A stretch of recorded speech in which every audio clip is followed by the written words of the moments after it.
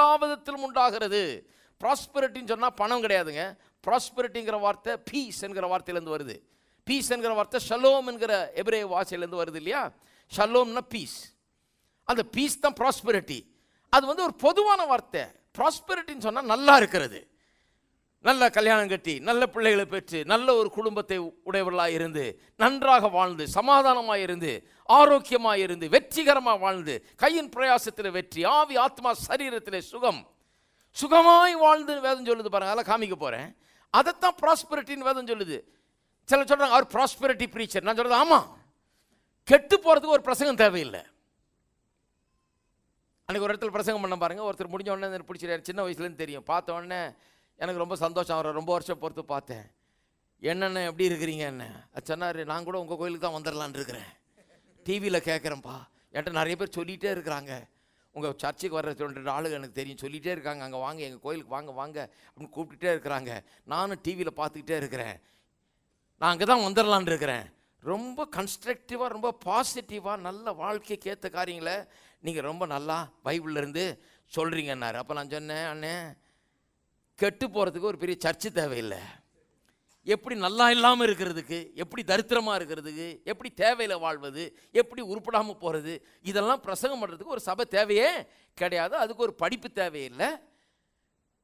அதுக்கு உலகம் முழுக்கும் சுற்றி போய் எதையும் கற்றுக்கிட்டு வர தேவையில்லை. அங்கேயும் எங்கேயும் இப்போ படிக்க தேவையில்லை. இதுக்கு ஒன்றும் தேவையே கிடையாது.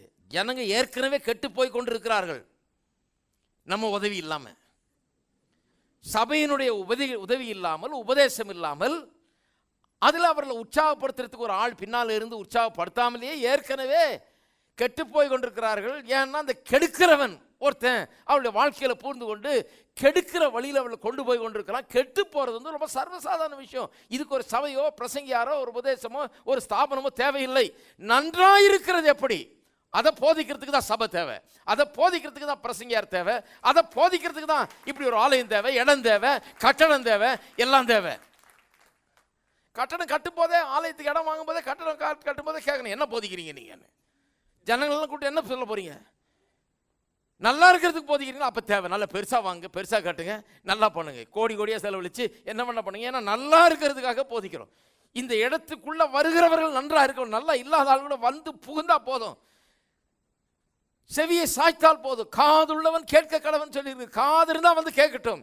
கேட்டால் நன்றாக இருப்பார்கள், கேட்டால் உருப்படுவார்கள், கேட்டால் முன்னேறி செல்வார்கள், கேட்டால் பிரச்சனை விட்டு வெளியே வருவார்கள். அப்போ வந்து அதுக்காக தான் சபை பாருங்க. அதுக்காக தான் எவ்வளோ செலவழித்து சபைகள் கட்டப்பட வேண்டியதாக இருக்குது. நாடு முழுக்க கட்டப்பட வேண்டியதாக இருக்குது, அவசியமாக இருக்கிறது. அப்படிப்பட்ட சபைகள் அவசியமாக இருக்கிறது. இன்றைக்கு இருக்கீங்களா? அப்போ நல்லா இருக்குது தான் சபை. கெட்டு போகிறதுக்கு சபை தேவையில்லை. ஆமாம், நான் ப்ராஸ்பெரிட்டி ப்ரீச்சர் தான். ப்ராஸ்பெரிட்டி என்று சொன்னால் நன்றாக இருப்பது, அதை பற்றி நான் பெருமைப்படுகிறேன். நன்றாக இருக்கு, நான் நன்றாக இருக்கிறதுக்காக, நீங்கள் நன்றாக இருக்கிறதுக்காக தான் ஆண்டவராக இயேசு கிறிஸ்துவினுடைய ஆண்டவர் வானத்திலிருந்து பூலோகத்து வரைக்கும் இறங்கி வந்து கல்வாரி சிலுவையில் ரத்தம் சிந்தி மரித்து அடிபட்டு நொறுக்கப்பட்டு காயப்பட்டு நமக்காக சாபமானார். ஏன்? நாமளும் ஒரு சாபக்கேடான ஒரு வாழ்க்கையை வாழ்வதற்காக இல்லை, நாம் ஆசீர்வாதமான ஒரு வாழ்க்கையை வாழ்வதற்காக அவர் நமக்காக சாபமானார்.